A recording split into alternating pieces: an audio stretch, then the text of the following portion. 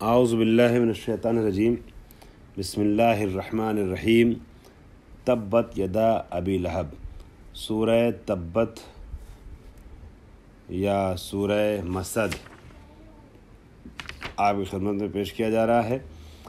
ارشاد ہوتا ہے ہاتھ دونوں ٹوٹ جائیں ابو لہب کے، دونوں ہاتھ ٹوٹ جائیں ابو لہب کے۔ تبت یعنی خسرت او ہلاکت، خسارے کے معنی میں یا ہلاکت کے معنی میں ہے۔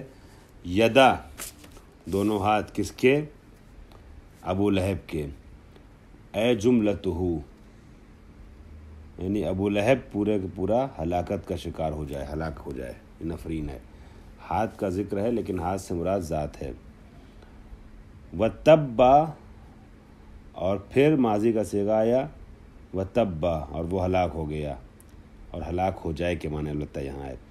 اخبار یہ خبر کی شکل میں آیا ہے۔ والاول دعاء فلا تکرار، اب ہو سکتا ہے کوئی کہے دو بار تبا کیوں آیا؟ پہلی بار تبت مؤنث کے صیغے کے ساتھ آیا، تبت یدا ہاتھوں کے لیے، اور جب کہ ہاتھ ٹوٹ جائیں، ہاتھ ہلاک ہو جائے مطلب ابو لہب ہلاک ہو جائے، ید سے مراد خود ذات ابو لہب ہے۔ پھر دوبارہ وہ تبا کیوں آیا کہ ہلاک ہو جائے؟ تو کہنے مقصد یہ ہے کہ پہلا والا جو تبت ہے وہ نفرین کے لیے، دعا یعنی نفرین کے لیے ہلاک ہو جائے، اور دوسرا والا تبا جو خبر کے لیے اور ہلاک ہو گیا، ٹھیک ہے، ابو لہب ہلاک ہو گیا۔ اول اول اخبار ہلاکت عمل ہی والثانی ہلاک، اول اول اخبار عن ہلاک عمل ہی والثانی عن ہلاک نفس ہی، یا تو یہ کہ پہلا والا جو تبت آیا ہے وہ اس کے عمل کے برباد ہو جانے کے لیے آیا ہے، سب خراب ہو گیا، نقصان میں رہا، گھاٹے میں رہا وہ، اور اس کی کوششیں رائگاں ہو گئیں، مٹ گئیں۔ اور دوسرا والا جو ہے خود اس کے بارے میں ہے، وہ خود بھی برباد ہو گیا۔ والتعبیر بالماضی لتحققہ، ماضی کا صیغہ کیوں آیا ہے جب مستقبل کی بات کر رہے ہیں، کرنا مقصود ہے تو اس لیے کہ متحقق الوقوع ہے یہ چیز کہ ہلاک ہو ہی جائے گا وہ، اس لیے تبا اور تبت کا صیغہ آیا۔ ما اغنا، اور اسی طریقے وقضا یعنی اسی طریقے سے یہ نیچے والا جملہ بھی ہے، ما اغنا عنہ ماضی کے طریقے سے استعمال ہوا ہے۔ ما اغنا عنہ مالہ وما کسب، اس کا مال اور اس کی تجارت جو اس نے حاصل کیا ہے کچھ اس کے کام نہیں آئے گا، مگر چونکہ کام نہ آنا متحقق الوقوع ہے لہٰذا ماضی کا صیغہ آیا۔ ما اغنا نے اس کو بے نیاز نہیں کیا، اس کے کام نہیں آیا۔ کیا کام نہیں آیا؟ کام نہیں آئے گا جو اس نے حاصل کیا، اس کا مال اور اس کی تجارت۔ من عذاب اللہ شیئا، اللہ کے عذاب سے ذرہ برابر بچانے والا نہیں ہے اس کا مال۔ وما کسب، اور جو کچھ اس نے حاصل کیا، وما کسب یعنی تجارت، اللہ کے عذاب سے بچانے والا نہیں ہے۔ اے عملہ، کسبہ یعنی جو اس نے حاصل کیا، اس یہاں مراد جو ہے عمل بھی ہے، عمل لے سکتے ہیں۔ کسب ویسے تجارت کو کہتے ہیں لیکن یہاں کہتے ہیں تفسیر میں کہ اس کا عمل، یعنی اس کا عمل اس کے کام نہ آ سکا۔ کون سا عمل؟ جو عمل خبیث ہے، یا اس کا بیٹا عتبہ، وہ بھی اس کے کام نہ آ سکا۔ سیصلی نارا ذات لہب، ان قریب اس کو جو ہے وہ واصل جہنم کر دیا جائے گا، شعلوں والی اور بھڑکتی والی آگ کے حوالے کر دیا جائے گا، جہنم میں داخل کر دیا جائے گا۔ ودل علی انہ یموت کافرا، اور یہ اس کی زندگی میں آیت نازل ہوئی جب وہ نبی کو طعنہ دے رہا تھا اس وقت، لیکن یہ پہلے ہی گویا پیشن گوئی کر دی گئی تھی کہ کافر مرے گا تبھی تو جہنم میں جائے گا۔ وامرأتہ حمالۃ الحطب، وامرأتہ یعنی اس کی بیوی، یہ عطف کیا گیا وامرأتہ کو، مرفوع کیوں ہے؟ یہ کس پہ عطف ہے؟ اعراب اس کا کیا ہے؟ واو نے عطف کیا ہے امرأہ کو سیصلا کی ضمیر پہ، یعنی ہوا جو اس میں چھپا ہوا ہے، وہ جہنم میں ڈالا جائے گا اور اس کی بیوی ڈالی جائے گی۔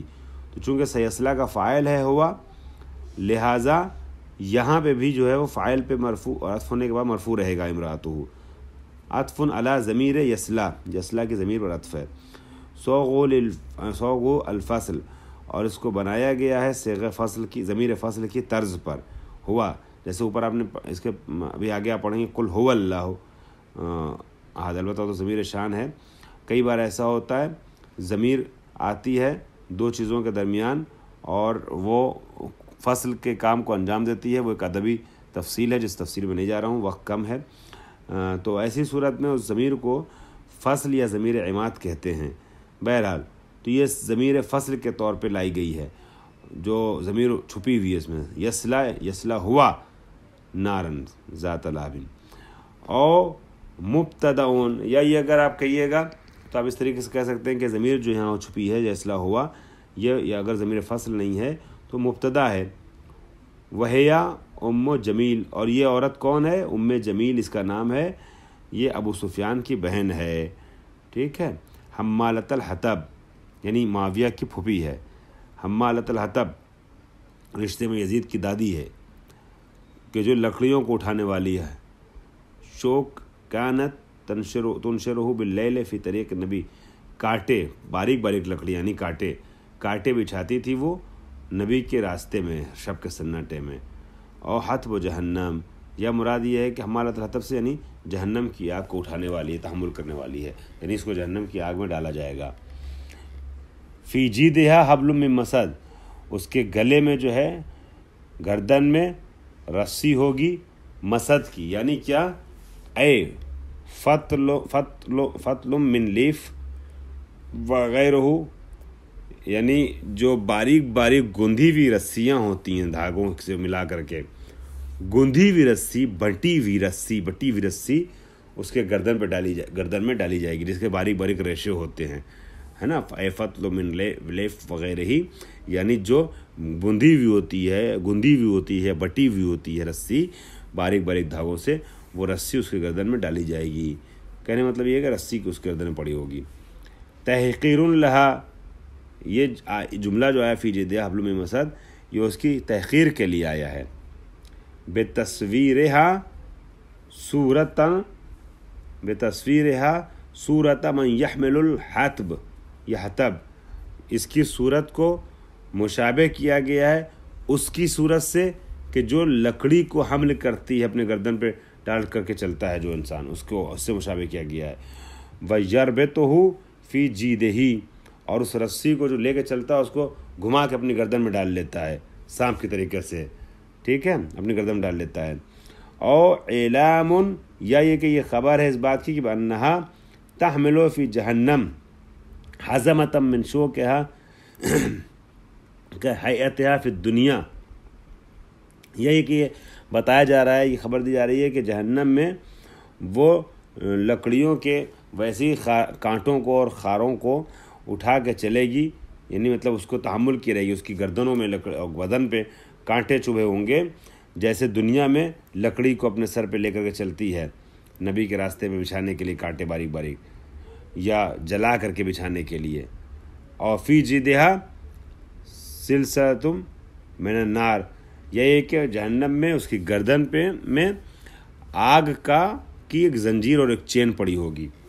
یہاں پہ ایک جملہ کہہ دوں کہ امیر المومنین نے معاویہ کے جواب میں، امیر شام کے جواب میں، جو اس نے خط لکھا تھا جنگ صفین کے شروع ہونے سے جسٹ پہلے، اور کہا تھا کہ ہم لوگ ایک جیسے ہیں، ایک قبیلے خاندان سے ہیں، آئیے ہم لوگ مل بیٹھ کر کے باتیں کرتے ہیں، مصالحت کر لیں، جبکہ اس کے پہلے حضرت علی خود صلح چاہ رہے تھے، مگر اس نے جو ہے وہ بدتمیزی کی، انکار کیا، لیکن جب حضرت علی آ گئے اور موت کو اپنے سامنے دیکھا تو مصالحت کی پیشکش کی۔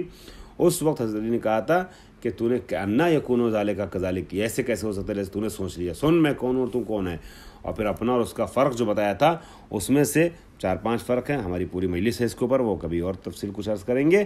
بس یہ عرض کرنا تھا کہ وہاں علی نے یہ جملہ بھی کہا تھا کہ منا سیدۃ النساء و منا حمالۃ الحطب، اے معاویہ سیدۃ النساء ہم میں سے اور تجھ میں سے حمالۃ الحطب ہے، اور جہنم کی آگ کو حمل کرنے والی ابو لہب کی بیوی ہے، چونکہ یہ اس کی پھوپھی تھی، اس لیے آپ نے ایسا فرمایا۔ اس کے بعد پھر سورہ اخلاص کی تلاوت ہو رہی ہے، اس میں جو ہے وہ بتایا 4 یا 5 آیتیں ہیں، مکی یا مدنی سورہ ہے۔ اور قیلا سئل عن ربہ، ایک قول یہ کہ اس سورہ کے نزول کے لیے سوال کیا گیا تھا، اس کے جواب میں یہ سورہ نازل ہوا ہے۔ قل هو اللہ احد، اے نبی کہہ دیجیے اللہ ایک ہے، ہوا للشان، ہوا ضمیر شان ہے، والجملۃ یعنی اللہ احد خبر ہے اس کی، اور المسئول عنہ، ٹھیک ہے، یا یہ کہ یہ خبر ہے جملہ مسئول عنہ، یعنی جس کے بارے میں سوال کیا گیا ہے، اوپر لکھا نا سئل عن ربی، جس کے بارے میں سوال کیا گیا اس کی خبر ہے یہ، من ہو اللہ احد، تو من کی خبر ہے، ٹھیک ہے۔ واللہ خبر ہوا، اور ایک احتمال یہ ہے کہ جب ہوا خود خبر ہو گئی من پوشیدہ کی، تو اللہ کیا، اللہ خبر ہے اس ہوا کی، اور عہد جو ہے وہ یا اللہ کا بدل ہے یا خبر ثانی ہے۔ خیر، تو یہ تو ادبی گفتگو تھی، ترجمہ یہ ہوا کہ نبی کہہ دیے کہ وہ اللہ ایک ہے۔ اللہ الصمد، وہ اللہ جو ہے وہ بے نیاز ہے۔ السید المحمود علیہ، وہ ایسا سردار ہے کہ سب اس کی طرف رجوع کرتے اور سب اس کی حمد کرتے ہیں۔ اے المقصود فی الحوائج، پروردگار کی ذات مقصود ہے حوائج میں، یعنی سب کا مقصد پورا ہوتا ہے خدا کی ذات سے۔ جس کو بھی حاجتیں پوری کرنی ہوتی ہیں وہ اللہ کی بارگاہ میں دست بدعا ہوتا ہے۔ تو سمد جو ہے غنی بے نیاز کو کہتے ہیں جو دوسروں کی حاجتوں کو پورا کرے۔ لم یلد، اس نے کسی کو جنا نہیں ہے، پیدا نہیں کیا ہے، یعنی جنا نہیں ہے، متولد نہیں کیا ہے۔ لامتناع، کیوں نہیں اللہ کسی کو پیدا کرتا ہے، اللہ کسی کو نہیں جنتا ہے، کیونکہ لامتناع مجانست ہی، کیونکہ اللہ کا کوئی ہم جنس نہیں، یعنی برابر نہیں ہے، ٹھیک ہے، کوئی اللہ کا جو ہے وہ ایسا نہیں ہے کہ اللہ کے مقابلے میں کوئی آئے اور اللہ جو ہے یعنی اس کی وجہ سے ولادت کروائے، پیدا کرائے، بچہ جنائے۔ لم یلد، کوئی جنا نہیں ہے اس نے، لامتناع مجانست ہی، کیونکہ اللہ کا متجانس یعنی اس کا ہم پلہ ہونا ممتنع ہے کسی کا، واحتیاج ہی الی معین، اور یہ بات ممتنع ہے کہ وہ کسی کا مددگار ہو، وہ کسی کا وہ محتاج ہو، کسی معین کا، کسی مددگار کا ضرورت ہو، محتاج ہو، اس کو ضرورت ہو کسی معین کی۔ وہ فنا ہی، اور اللہ بے نیاز ہے، مبرہ ہے اس چیز سے کہ فنا ہو جائے، چونکہ جو پیدا کرتا ہے اور اس کے اندر یہ ساری خصوصیت پائی جاتی ہے کہ وہ کسی کا محتاج ہو، وہ فنا بھی ہوتا ہے، وہ توحید سے ہی، اور اس کو ضرورت نہیں ہے کہ وہ کیا نام ہے، ممکن نہیں ہے کہ وہ وراثت والا معاملہ اس کے یہاں ہو، کوئی اس کا وارث ہو، کسی وارث ہو، اس لیے ممتنع ہے لم یلد، یعنی اس نے کسی کو نہیں جنا ہے۔ وَهُوَ رَدٌّ عَلَى مَنْ قَالَ عزیر وعیسیٰ ابن اللہ والملائکہ بناتہ، یہ جو آیت ہے یہ اس میں کاٹ رہی ہے ان لوگوں کی باتوں کو جو ان لوگوں کی رد میں ہے کہ جو کہتے ہیں عیسیٰ جو ہیں وہ اللہ کے بیٹے ہیں، یا عزیر نبی اللہ کے بیٹے ہیں، اور ملائکہ جو ہے وہ اللہ کی بیٹیاں ہیں۔ وَلَعَلَّ صِيغَةُ الْمَاضِي لِذَلِكَ، اور شاید صیغہ ماضی اسی لیے آیا ہے لم یلد، جو ماضی کی بات ہو رہی تھی، عیسیٰ کے زمانے کی بات ہے اور عزیر کے زمانے کی بات ہے، شاید اسی لیے صیغہ ماضی آیا کہ اللہ نے نہ عیسیٰ کو جنا، نہ عزیر کو جنا، نہ ملائکہ کو جنا، تمہاری یہ غلط فکر ہے۔ ولم یولد، اور اللہ کو کسی نے نہیں جنا، کیوں؟ لامتناع الحدوث علیہ، اس لیے کہ جو کسی کے ذریعے سے جنا ہوا ہوتا ہے وہ حادث ہوتا ہے، قدیم نہیں ہوتا، اور اللہ کے لیے ثابت ہو گئی فلسفے میں بات کہ اللہ قدیم ہے، کیونکہ حدوث اللہ کے لیے ممتنع ہے۔ ولم یکن لہ کفوا احد، اور اس کا کوئی کفو نہیں ہے، کوئی ہم پلہ نہیں ہے، وہ احد ہے، واحد، اکیلا ہے، یکتا ہے۔